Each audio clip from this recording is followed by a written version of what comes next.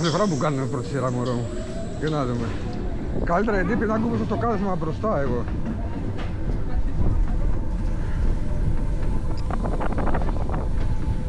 Τέλεια. Πάμε.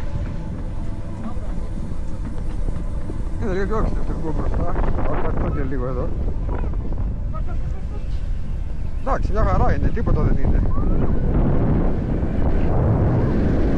Όπα, ωραίο. Ωραίο. Τρομερό,